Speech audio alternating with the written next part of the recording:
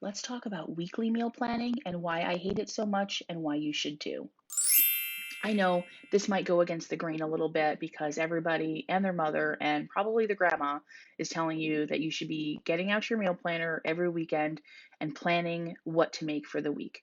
Whether you do just dinners like I do or you do breakfast, lunch, and dinner, doesn't matter. But I'm here to give you 3 reasons why you should stop weekly meal planning today. Okay, let's go. So, the first one is decision fatigue. Now, decision fatigue simply is getting tired of making constant decisions. And what do we as moms constantly make decisions on? Food. So many decisions about food.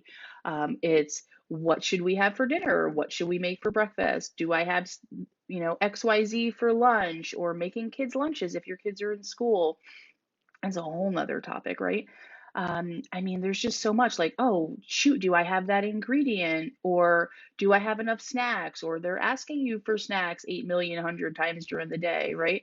So a lot of our decisions are made around food every day. And I want you to take those decisions and make them all at once so that you're not getting stressed out by making all those decisions throughout the week. When you start your meal plan every week, you're starting from zero.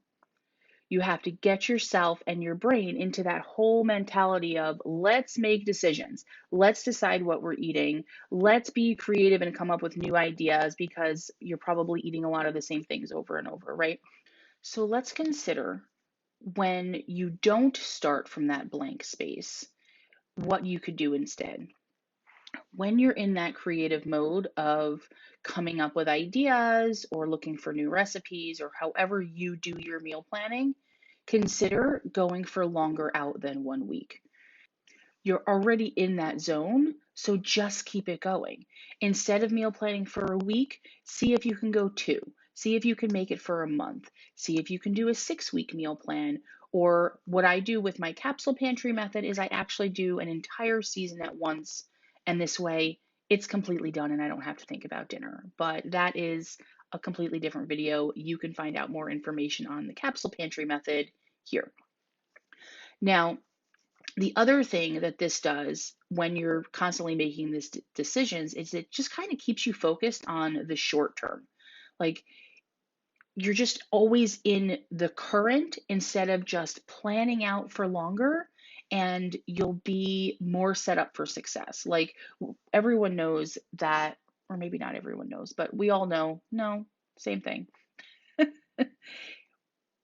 The experts know, I don't know, that when you plan and you plan for more in the future, that it sets you up for success in the short term. When you're constantly just focused on what do I have to do this week? What do I have to do this week? What do I have to do this week? It doesn't allow you to dream bigger or reach your goals, things like that. Now, I know you're like, what does meal planning have to do with reaching my goals? I 100,000%, I know that's not a number, believe that meal planning is the number one way to take back your time throughout the week. Because of all those decisions that we make about food and meals and making food and being asked for food all week long, if we can get a handle on meal planning and take it off of our weekly plate or take it off of our plate as much as possible, then we have time to do other things and we have time to not be stressed out about dinner every time the clock hits 5 o'clock and you're like, oh crap, what's for dinner? I don't want you to feel that way. So, um, the weekly part of it is I just want you to dream a little bit bigger, go a little bit longer. It will really help you with your time management. So that leads us to reason number 2. We need to stop weekly meal planning, which would be because it takes more time.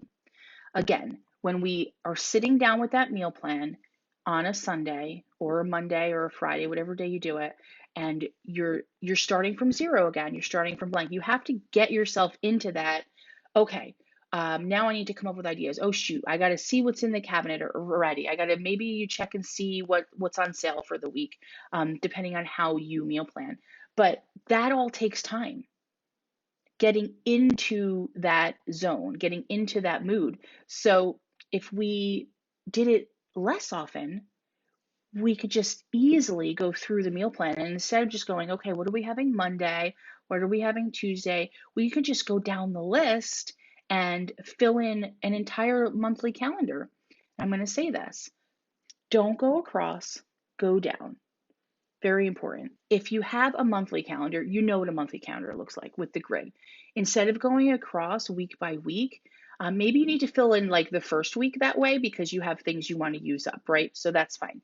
But then I want you to go down. It makes so much more sense to say, okay, every Tuesday is going to be Taco Tuesday, or every Wednesday is going to be a slow cooker meal because we have, baseball or dance or soccer practice. Every Friday we're just going to have pizza or takeout, or we do snacks on Friday. We do like finger foods, and we call it charcuterie. Say it's fancy. Sometimes it's chicken nuggets on a plate. It's fine. It's fancy for a 9-year-old. Um, Whatever it is, when you're going down, it's so much easier to manage. And then you look at it and you're like, oh wow, I only spent 10 extra minutes creating this meal plan, and we've got a few new ideas on here, and the whole thing is done, and it's for a month or a season or however long you're going to do it. So I encourage you to try that to also save more time.